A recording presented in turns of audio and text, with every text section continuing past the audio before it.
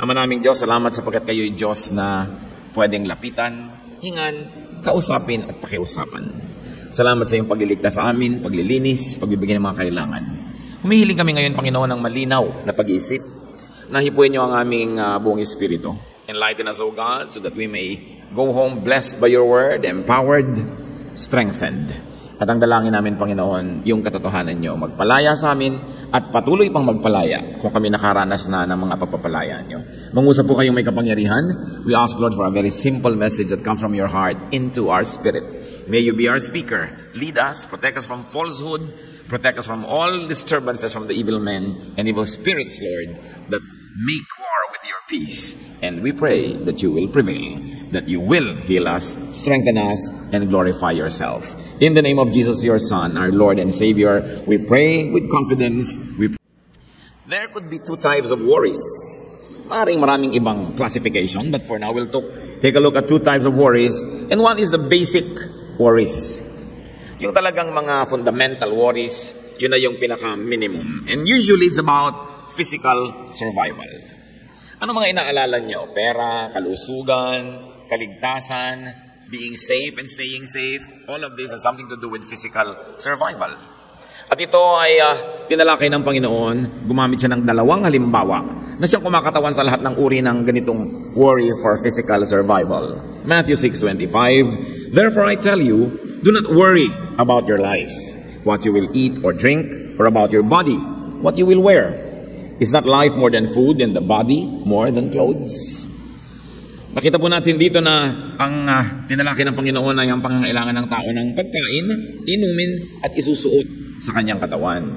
At ang kanyang payo sa Matthew 6:31-33, so do not worry, saying, what shall we eat, or what shall we drink, or what shall we wear? For the pagans run after all these things, and your heavenly Father knows that you need them. But seek first His kingdom and His righteousness, and all these things will be given to you as well. Hindi naman bago sa tenga ng marami sa atin ang mga katuruan na ito, pero dapat magkaroon tayo ng mga bagong, mga babauning lakas galing dito sa hindi nagbabagong salita. Sabi ng Panginoon, huwag ka mag-alala. Bakit lagi mong isipin ko anong kakainin mo? Meron ba? May inumin ka ba? May daramtin ka ba? Alam naman ng Diyos na kailangan mo yun eh. At kung alam niya, hindi siyempre meron siyang gagawing paraan. Sabi niya, ang pagsikapan mo na pagtuunan ng pansin, yung pagharian ka ng Diyos. At ang lahat ng yan na iniisip mo, madadagdag na lang sa'yo. So the answer to this worry is God as provider. The answer is man as a beloved child of God. Ipinaalala ng Panginoon, yung mga ibon, yung mga damo, yung mga bagay sa kalikasan, pinapakain ng Diyos, dinaramitan, pinapaganda, ikaw pa kaya, anak ka. Kapag naalala natin yun, yung ganong katotohanan, lumalakas ang ating loob. Sa katunayan, kaya lang tayo pinaghihinaan ng loob, lumalabo sa ating pangunawa at gunita yung kahulugan na tayo ay anak ng Diyos. Matthew 6:26, look at the birds of the air. Patuloy ng Panginoong Jesus. They do not sow or reap or store away in barns, and yet your heavenly Father feeds them. Are you not much more valuable than they? Kaya sabi, kung gusto mo talagang luminga-linga, tingnan mo mga ibon. Hindi naman talaga sila nag-aalala, hindi nila iniisip yung mga iniisip mo, pero pareho rin kayo na nabubuhay.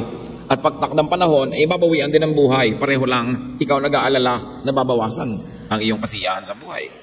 Matthew 6:28-30, and why do you worry about clothes? See how the flowers of the field grow. They do not labor or spin. Yet I tell you that not even Solomon in all his splendor was dressed like one of these.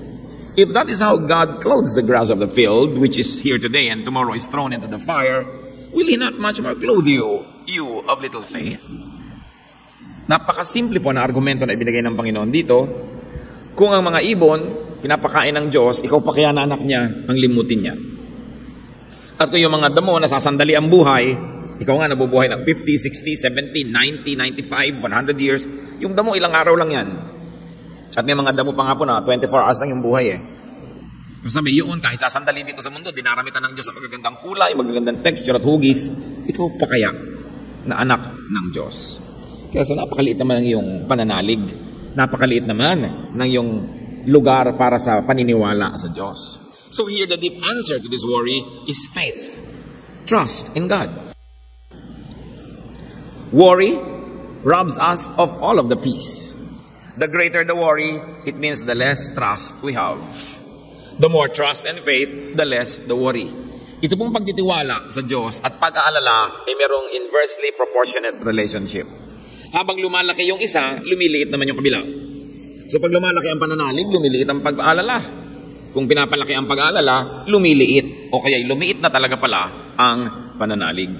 Kaya ang dalangin ng mga apostles sa Lord, increase our faith. Hindi naman nila sinabing increase our money, increase our income, increase our goods, increase what we store up for ourselves. Sabi nila, increase our faith. Kasi hindi naman doon sa pagdami ng pera, sa pagdami ng pagkain, ang nakaimbak, nakatago, nakasalalay yung kapayapaan, peace of mind, at kaligayahan ng tao. Subukan nyo magtanong sa mga taong napakarami ng naipon at napakarami ng kinikita kung talagang mas maligaya sila sa inyo. Sabi, increase our faith. Doon niya nakasalalay. Hindi sa pagdami ng mga bagay, hindi sa pagdami ng mga tao sa paligid, hindi sa pagdami ng ating iniimpok na nandun ang kapayapaan, kundi sa lumalalim, lumalago, tumataas na pananalig. Ngayon, yun yung simple and basic worries. Meron naman, pagka ang tao ay nakakalampas na nakakaangat na sa sobrang kahirapan, meron pa siyang laging naiisip na mga iba. And this is what we might call complex worries. Hindi na simple. Hindi na nag-iisip ng kakainin kasi meron na. Hindi na nag-iisip ng kapayapaan kasi payapa naman. Halimbawa, walang gera. Hindi na nag-iisip ng basic survival kasi secure naman. But they have complex worries. These are about meanings and sophistication. Mga sinasabi nila may hierarchy of needs. Beyond basic needs, man longs for higher needs of life. Ano-ano yung mga yan? Reason. Bakit nag-aaral pa, nagbabasa pa? Kasi humahanap ng mga kadahilanan at koneksyon ng buhay ng mga bakit and because. Yung mga iba na alam mo nang wala ng ambisyon na maghanap ng reason, hindi mo na mapagbasa ni ticket ng bus kung nakatapos ng magkolehiyo. Ay, tapos na ako, ayoko na mag-aral, mahirap yan. Nosebleed. Yung word na nosebleed, ang hilig sabihin ng mga ayaw matuto. Binabalingoy-ngoy naman ako sa hirap niyan. Yun lang, binalingoy-ngoy ka na. Napakaliit naman ang iyong inilagay na goal para sa iyong buhay. So yung mga magkakaroon pa ng complex worries, they look for a reason. Kaya nag-aaral sila ng mga philosophy, ng religion. Nagpapakadalubasa sila o nahihilig sila makipag-usap sa mga itinuturing nilang marurunong. They look for beauty. Kaya alam mo kung ang tao umaasenso na mula sa pagiging very basic, naghahanap na siya ng beauty. Hindi na lang sapat na may kwarto, kailangan maganda ang ayos. Hindi na lang sapat na manamit, kailangan may color coordinate. Hindi na lang sapat na may pagkain, kailangan masarap. At hindi na lang pwedeng masarap lang, kailangan maganda yung presentation. You see na umaasenso yung isip ng tao. Naghahanap na siya ng harmony. So hindi na lang basta may tugtog, dapat may harmony. Dapat hindi lang basta may asawa, dapat may harmony yung relationship. And people begin to look for logic and sense. The whys and the wherefores. This signals a transcendence from the primitive to the sophisticated. What you might even call a born-again experience, not in the usual meaning that we attach the word to, kundi yung from basic, you are born again to become more complex, you are born again to become more and more complex, and you become sophisticated. At kung minsan yan ang hindi naiintindihan ng mga taong hindi umasenso ni kapraso sa buhay. Hindi nila maintindihan ng kanilang kapatid, kamag-anak, pinsan, kaibigan, kababayan na umasenso ang isip, hindi na nila kamukhang mag-isip. Umasenso ang taste, hindi na nila katulad maghain ng tuyo. Hindi na lang basta hinahagis yung kamatis dun sa mesa, hinihiwa-hiwa pa na may shape. Ang arte-arte naman ito, ganun din yung kamatis. No? So, kita mo, teka, may naiba sa kanya at sa iyo, merong hindi naiba. Kaya magkaiba ang pananaw nyo dyan. That's why poverty is a major enemy of people who will have self-realization. Because poverty ties you down to the basic issues of life. Wala ka ng panahon para sa complex. Ano mga reason, whys, and wherefores kung wala ka makain mamaya? Anong harmony? Anong beauty? No? Survival lang ang gusto mo sa buhay. Kaya ang taong espiritual ay sinisikap niyang paangatin ang kanyang buhay para hindi siya matali doon na lang sa mga payak at simpleng bagay na hindi bagay sa tao. Kumbaga, pang pagong, simple lang siya. Pagong naman siya o anay siya. Pero hindi naman gano'n kasimple yung anay. May mga royalty pa sila, may mga reyna sila, may mga sundalo, yung mga langgam. So yung mga tao, higit dapat doon ang nararating. At nagiging malaking sagabal nga dyan, poverty or laziness. Ganyan ang ginawa ni Solomon. Palibasat si Solomon na hindi naman mahirap, mayaman nga siya. Palibasat marami namang household chores so pwede niyang i-delegate, hindi naman siya naglalaba, nagluluto. Marami siyang natirang oras para asikasuhin yung mas mga pinong bagay sa buhay. Tulad ng pag-iisip. Nagpapatawag siya at umiimbita ng mga iba't ibang matatalinong tao sa iba't ibang mga bansa para lang makapanayam niya at mapakinabangan niya yung karunungan ng tao. Nagbibigay siya ng audience sa mga tao gustong makinig sa kanya at makipagtalas-tasan din naman sa kanya. Ecclesiastes 1:1-2. When the son of David was king in Jerusalem, he was known to be very wise. And he said, nothing makes sense. Everything is nonsense. I have seen it all. Nothing makes sense. What wisdom? Na nung rumunong ka ng rumunong, ang nalaman mo lang, wala ka naman talagang alam. Ang layo ng narating niya. Ecclesiastes 2:3, I wanted to find out what was best for us during the short time we have on this earth.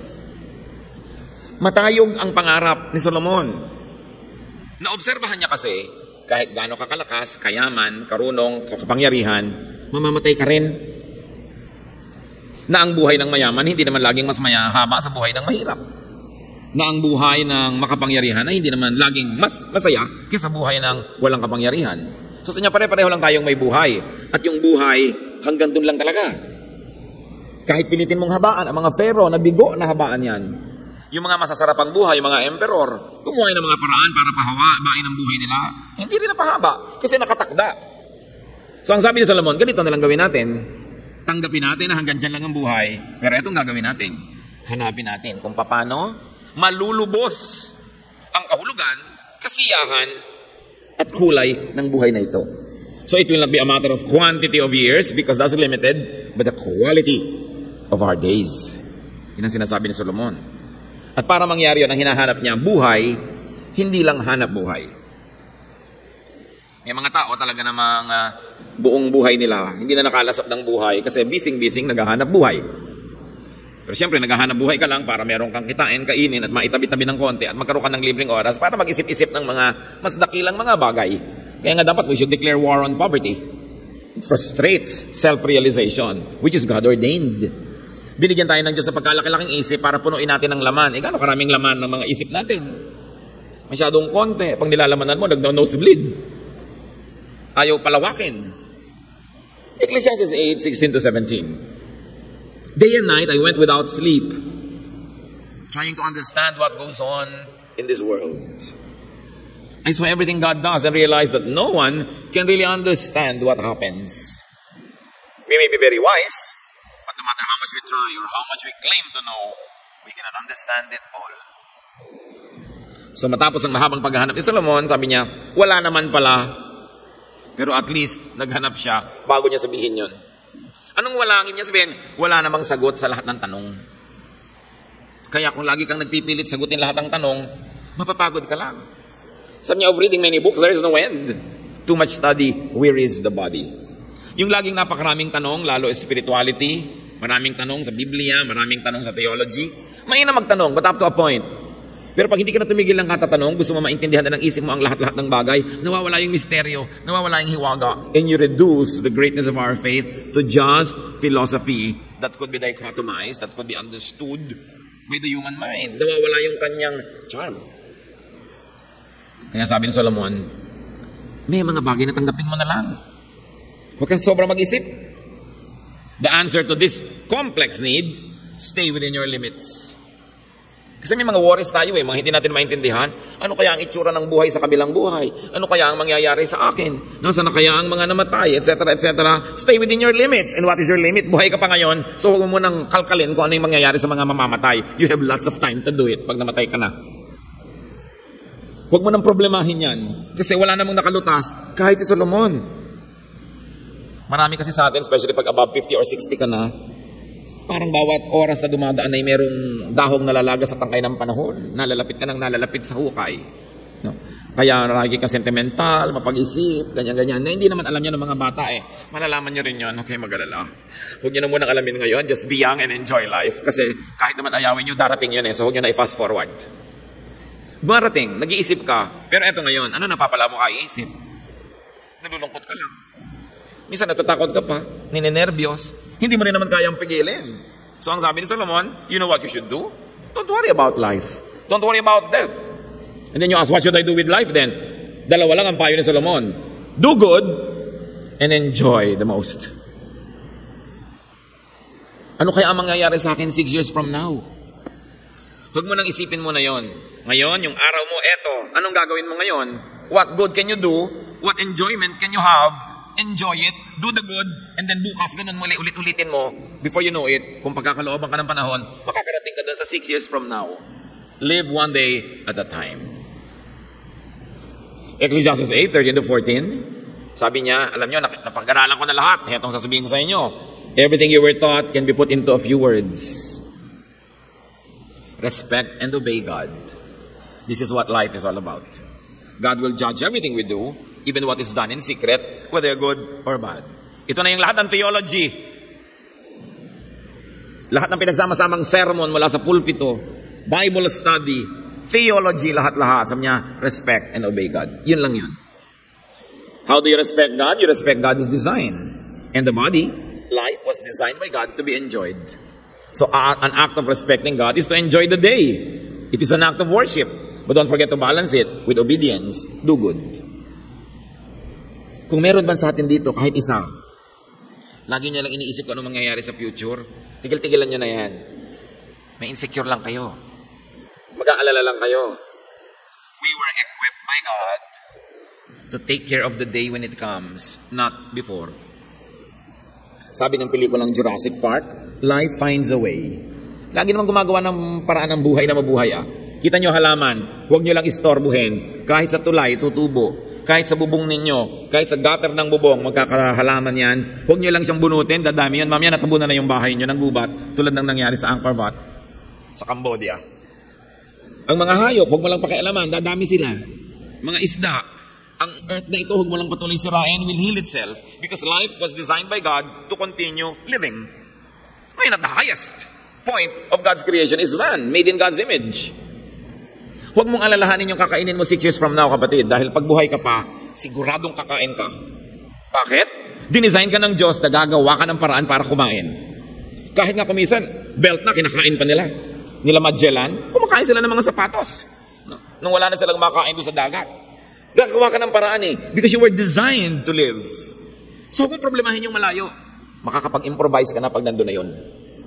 Ang gawin mo ngayon, enjoyin mo yung ngayon. Total, meron pang manok sa refrigerator nyo, kainin mo, iluto mo, lagyan mo ng spices, lagyan mo ng dekorasyon. Huwag mo na kainin yung belt mo kasi meron pa namang iba. Malamang nga, darating ka na hanggang end of your life kahit kailan hindi ka kakain ng belt Dahil ipoprovide naman ni Lord lahat. Ba't ka nag-aalala? Ano ba, nag-aalala tayo, magkakasakit. Ang tao, pag may sakit na, gumagawa na rin ng paraan. Yung ayaw mag-diet, nagda-diet na rin yan. Di ba? Yung ayaw mag-exercise, mag-exercise na. Gagawa't-gagawa ka, huwag mo problemahin yun. Pagdating nun, kakayanin mo yan sa tulong ng Diyos. So huwag mong sukaping solving yan ngayon. Sabi ni Lord, let the day's own trouble be sufficient for the day. Tomorrow will take care of itself. And you know what's there? God is gonna be there tomorrow. So meron ka na namang guide. At ikaw built, designed to survive. Okay lang ngayon, hindi ka na magsusurvive. Pag dumating na yung oras sa takda, natatawagin ka na. Kahit anong design yan, tatawagin ka na. Because physical death is also part of the design. Pag hindi ka pa tinatawag, kahit anong gawin mo, walang mangyayari. May tao nga 6 na beses na nagpakamatay, buhay pa rin. Napuno na lang tuloy ng galos. Hindi pa siya no? So, kung yung nagpapakamatay na hindi mamatay-matay, pag hindi pinapayagan ng Diyos, yung pa kayang gustong mabuhay ang mamatay, kung hindi papayagan ng Diyos. So, just enjoy life. Enjoy the day, do the maximum good, at huwag yung problemahin ng kung ano mga bagay. Ito nga anong ilang taon na ka ngayon? Saan kayo nakarating na panahon? Dumating na ba ang isang araw na wala talaga kayong nakain ni ano? Pagka gusto mong malaman kung ano mangyayari sa future, lingunin mo lang yung nakaraan. Nabuhay ka nga, nakarating ka sa point na to Ngayon pa, that you are much wiser. Ngayon pa na mas marami kang alam sa salita ng Diyos, you are better equipped to survive. So pag iniisip din natin, ano kaya mangyayari pag namatay? Yung iba talaga nalulungkot, iniisip kasi ang sikip-sikip ng kabaong, madilim sa ilalim ng lupa. Hindi na, ikaw yun. Wala ka na dun. So the answer is God as final home and judge. Bakit sinabi to ni Solomon? Sabi niya, respect and obey God. This is what life is all about. Sabi niya, God will judge everything we do.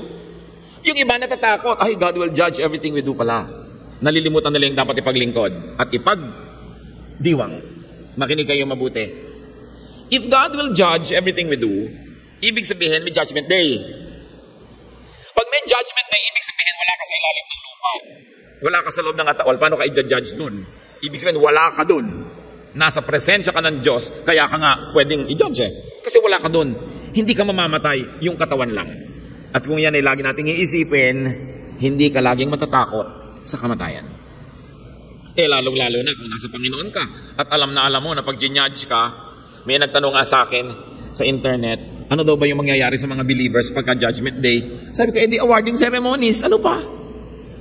Bakit ka natatakot sa graduation day? Awards yun. Yung mga may honor, bibigyan. Graduate ka na hindi ka na matatanggalin. Kaya yung mga may honor, lalong natutuwa na darating yung Judgment Day. So, anong dapat mong iwasan dyan? The answer is God. Because God is our final home and judge. At kung may mga tanong-tanong ka pa rito, doon mo na lang itanong. Pero palagay ko, hindi mo na kailangan itanong. Kasi sabi sa Bible, on that day, when we see Jesus face to face, we will all be changed. We will be like Him.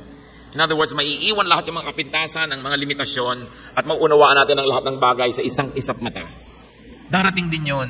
Mauunawaan mo rin lahat. So habang hindi mo pa nauunawa, huwag mo nalang unawain. Parang mga bata. Nung araw, pag nagtatanong kami, yung mga matandang tamad sumagot. Ben, malalaman mo rin yan paglaki mo. Sana mas marami kang may nalaman agad kung ang mga matatanda ay mas masipag sumagot. Kung alam nila yung sagot. Malalaman mo rin yan paglaki mo, lalo ang mga tanong mo tungkol sa mga sexual things, malalaman mo rin yan paglaki mo. Meron talaga mga bagay na may panahon para malaman. Halimbawa, yung mga bata, naglalaro, hindi mo naman kailangan sabihin, hoy, mahal ang kuryente. Naliligo, oy, ang mahal-mahal ng tubig. O kaya gusto nila magsaya, kung ano-ano sinasabi mo mga problema ng buhay, nag-global warming ngayon, bla bla bla. Saka na lang nila dapat malaman yun, kasi pag nalaman nila agad, hindi na sila bata. Isasandali lang naman silang bata. Meron pa nga nagtanong din sa akin sa internet, stepmother siya. Pasaway daw nung stepdaughter niya. Gusto na daw niyang hiwalayan yung asawa niya dahil doon sa stepdaughter. Sabi ko, yung stepdaughter mo, 11 years old na. Sa kanila pa daw sumisiping matulog. 11. Sabi ko, hindi naman sisiping yan forever. Pagtsagaan mo na. Lalaki din yan at malalaman niya. Siya nang aayaw niyan. Sabi ko, sandali lang siyang bata, gagraduate din yan, huwag mo na lang siyang taniman ng galit sa'yo at sama ng loob, kasi babaunin niya buong buhay. Sandali lang yung bata matututo rin yan. So, pagtyagaan mo na, ituring mo na lang na cruise na pasan-pasan mo yan. Hindi yan magtatagal kasi mag-aasawa rin yan, mawawala rin yan sa buhay mo. Bakit may give up yung asawa mo dahil lang sa inis mo sa kanya? Lumilipas ang panahon. Tayo man mga kapatid, yung mga kamangmangan natin at mga hindi natin alam, lilipas din yan, malalaman din natin. Kaya kung hindi nyo talaga kayang alamin, mag-enjoy na lang kayo sa buhay at gumawa ng mabuti. Yun ang alamin yung mga bagay na. Lalo sa theology, habang dumadami ka ng alam, lalong gumugulo lang yung buhay mo. May nakita na ba kayong mga theologians na nagkasundo-sundo? Di ba? So, kailangan, alam mo hanggang kailan ka nalang magtatanong at kailan, enjoyin mo na lang ang Diyos. Huwag mo nang uriratin lahat ng bagay kasi hindi ka naman designed to know all of that right now. The answer to complex worry is relationship with God. Not knowledge of God. Kasi may limitasyon ng knowledge. Sabi ni Paul, what I know now is imperfect. When the perfect comes, the imperfect will pass away. Konti lang daw ang alam. What is important is to trust in God for what you know and for what you do not know. Very specially. Now, pinag-uusapan natin yung dalawang uri ng need, basic, complex.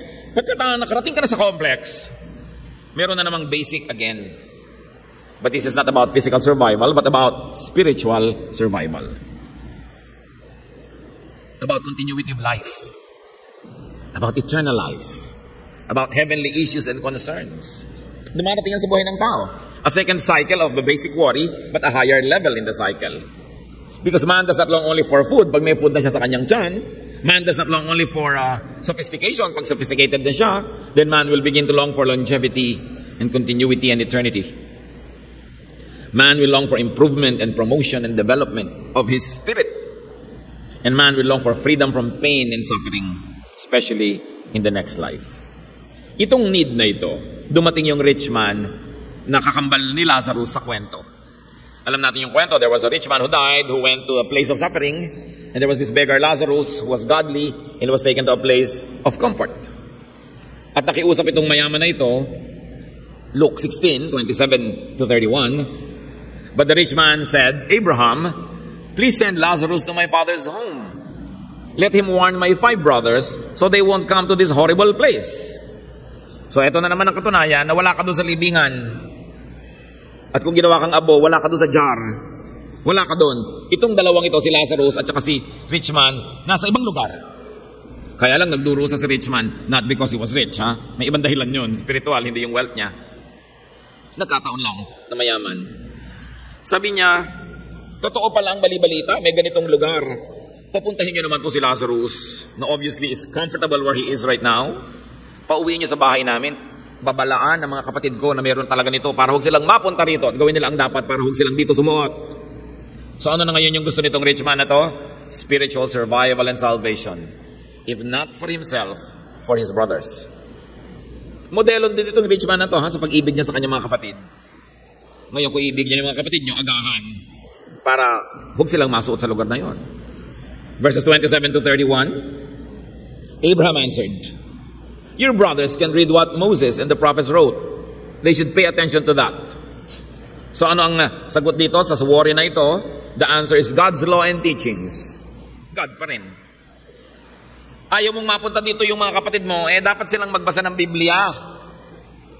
Dapat nilang unawain, dibdibin, ipamuhay ang mga katuruan at utos ng Diyos. Continue. Then the rich man said, no, that's not enough. If only someone from the dead would go to them, they would listen and turn to God. Sabi na ko, mga kapatid ko, hindi nagba-Bible study. Mga kapatid ko, hindi umatin ng worship service. Ayaw naman na relihiyon. Puro pera ay natupag ng mga kapatid ko, kaya nga kami yumayaman. So magpadala na lang po kayo ng isang multo. Siguradong with that visual aid, maniniwala sila. Anong sagot dito? Sa pangangailangang espiritual, na mataas sa pangangailangan ito, a God-sent teacher or preacher. Kaya lang, yung choice nitong si rich man, hindi bagay Ang gusto niya yung namatay na para bumalik. Hindi naman pinayagang bumalik. Siya hindi makakalamas doon sa pinagpaparusahan sa kanya, at si Lazarus naman doon sa maginhawang lugar, hindi rin pwedeng lumabas. At kayo man siguro si Lazarus, nandun na kayo sa maginhawa, babalik pa ba kayo doon sa ibabaw ng lupa kung saan beggar kayo dati? Bakit mo pa ibigin bumalik? Nasa masarap ka na, baka kahit payagan. Ayoko na bumalik dito, ba't ako babalik? So nakikita natin, wala sila sa libingan, nandun sila sa lugar na ito. Kung saan man yun, ewan natin. Huwag na natin problemahin kasi hindi naman sinabi kung nasan. Huwag nyo nang hukayin yung lupa at hanapin sila. Baka makarating kayo sa Canada, doon sa kabila ng planeta. Hindi nyo pa rin makita. Kaya nga yung mga astronaut lumipad, lumampas sa mga ulap, hindi rin nila nadaanan yung langit. Kasi nga, physical natin iniisip laging yun yung mga lugar na yan. Problema ng Diyos kung nasan yan. Pero meron. Ang mahalaga na lang kung saang department ka mapalagay. Section A ka ba? Section B. Kailangan kasi kasuhin mo yan ngayon. Napakahalaga. At kung may mga mahal kayo sa buhay, tiyakin nyo ngayon pa lang, padalhan nyo na ng teacher. Kayo na yung magturo. Kasi pag wala na kayo, hindi na kayo makakapagparamdam. Nakita nyo, wala naman pala. No? Anyway, at least in this case, hindi pinayagan bumalik. What is the worry here? Earthly and heavenly life. Ngayon, dalawa na yung problema. Earthly life at heavenly life. Dito at doon. Mga kapatid, pag naman problema kayo, under which group? Ang pinaproblema nyo ba, earthly life o heavenly life? O pareho? But there is a wrong solution. Earthly and materialistic answer only. Katulad nun, ang ating mga sagot sa ating worries, magkapera na magkapera, dumami ng dumami ang ipon. Minsan, ang sagot ng iba sa worry sa pagtanda nila, dumami ng dumami ang anak. Maraming anak, wala rin kapiling ni isa. Hindi naman kung may mga anak ka nga, nandyan pero salamat kung nandyan, mabuti, maganda, yan talaga ang nakalulugod sa Diyos. Pero hindi guarantee. Kailangan matuto ka na hindi materialistic solution ang solution sa mga yan, kundi spiritual. Magsaya ka kung may tao, pero dapat matuto ka na kung kailang ng Diyos ang magkasama, masaya ka pa rin. Pero at least, hindi naman nawawala yung Diyos kahit kailan. Matuto ka na mag-enjoy ng material things, pero kung wala, buhay ka pa rin at nag-enjoy ka pa rin kasi may iba namang laman ng iyong isip. To train ourselves. Huwag iasa ang lahat sa material na bagay. John 18:36, Jesus answered, my kingdom doesn't belong to this world. Hindi pang dito. So yung mga solusyon, hindi physical. Hindi laging material. What is the right solution to our worries? The spiritual, the heavenly answer. Matthew 6:33, binigay ng Lord yung coup de grace. Yung talagang, eto na yung sagot sa mga worry mo. Seek first His kingdom and His righteousness, and all these things will be given to you as well. Unahin mong atupagin ang pagharian ka ng Diyos. Pag pinaghaharian ka ng Diyos, Matatamasa mo rin lahat yan. O kung di mo man matamasa, daig mo pa yung natamasa yan kasi may mas mataas kang kaligayahan, babaliwalain mo na yan. The answer is God as Savior. The answer is God as Comforter.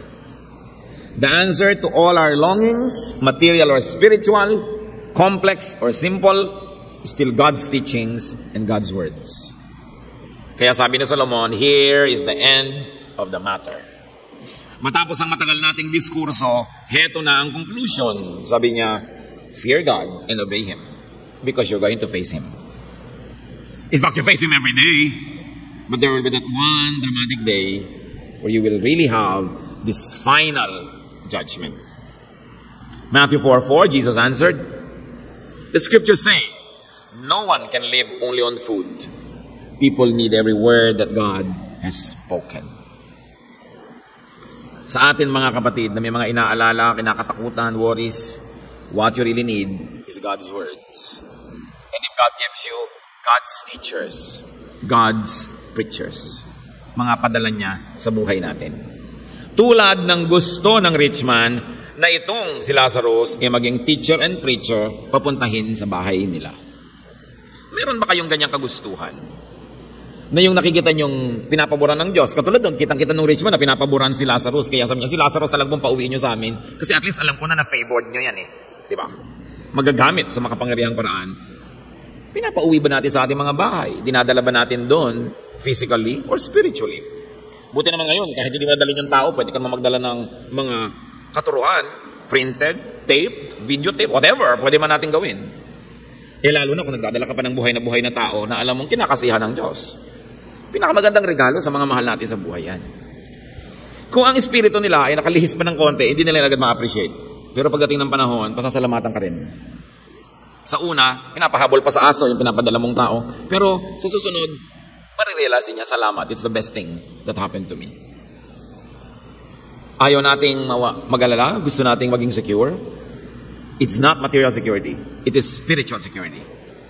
Because when you are materially secure, spiritually secure rather, all other insecurities will pale in comparison.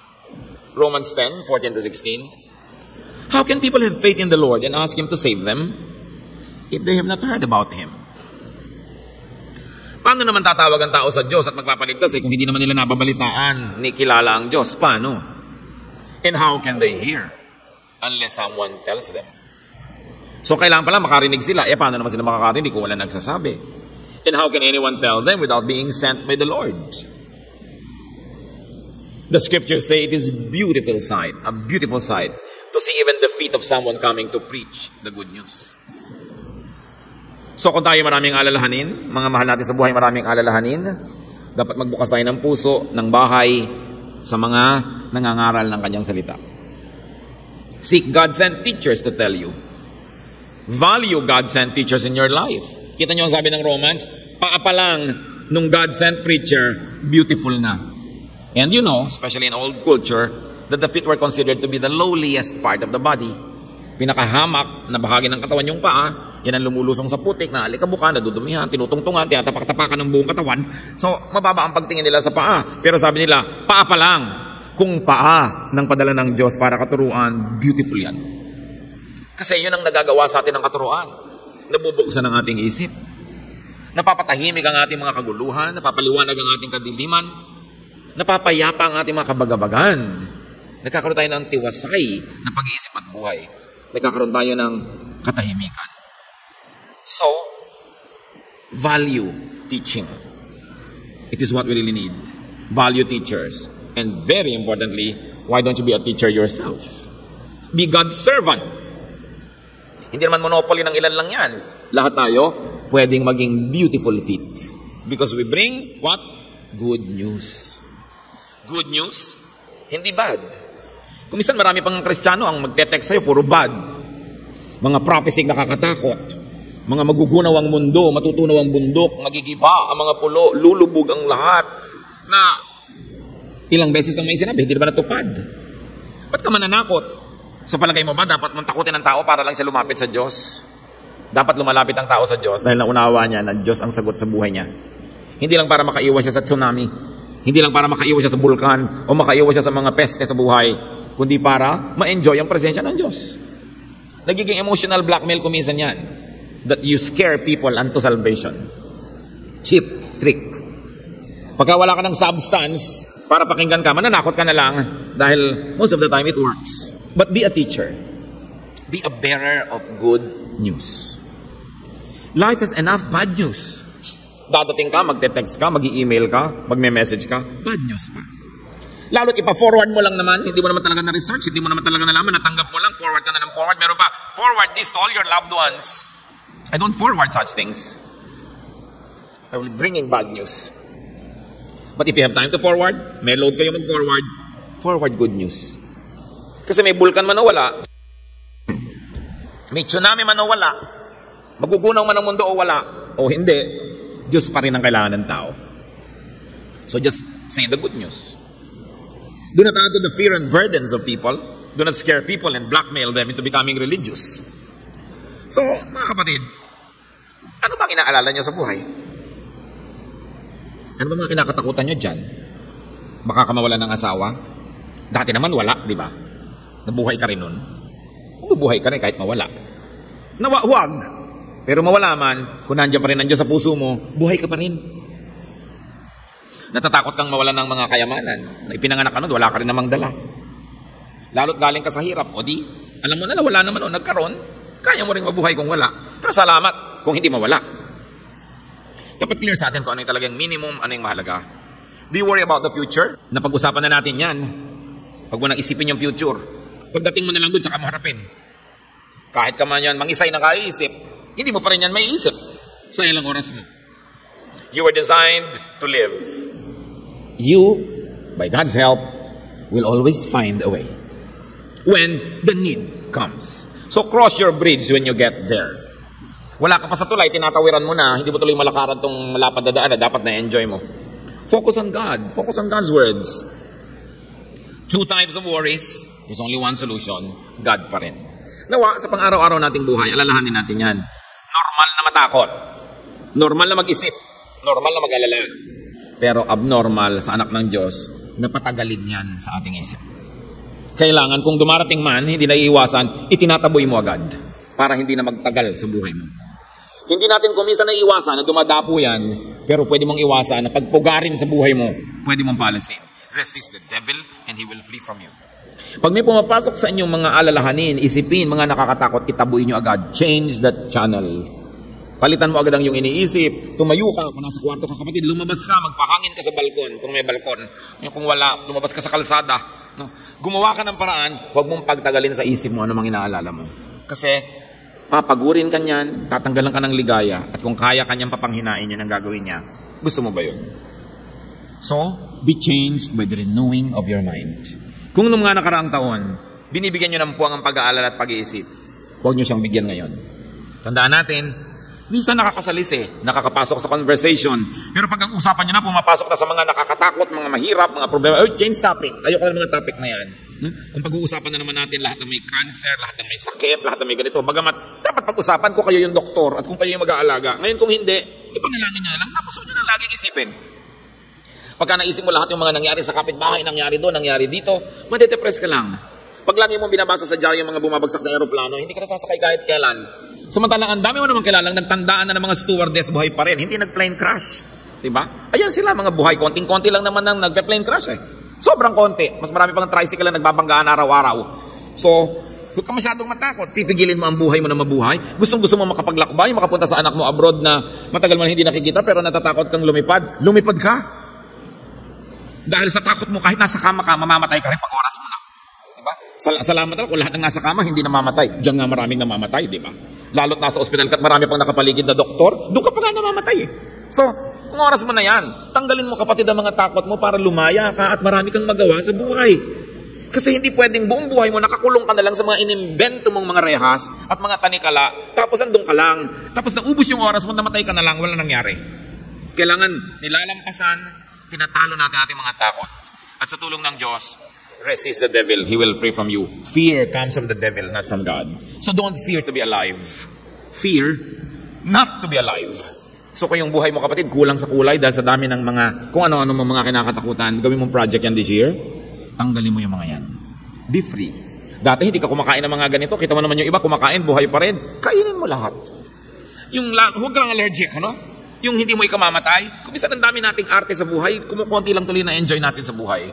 Life is meant to be lived. Life is for living. Life is a gift from God. Worry and fear deprives you of that. Don't let the devil win. Dear God, thank you for life. Turuan niyo po kaming pahalagahan bawat minuto, bawat oras ay pinahiram niyo. Na huwag kami mag-alala sa hindi naman dapat naming pag-alalahanan. Turuan niyo kami magtiwala. To live to the fullest, to do the maximum good we can do, to serve you and your people, and to enjoy our lives, which is because our life is a gift from you. Magbulay-bulay tayo mga kapatid. At ngayon, iwaksin ninyo, palayasin nyo sa buhay nyo ang mga worries and really enjoy your faith in the Lord.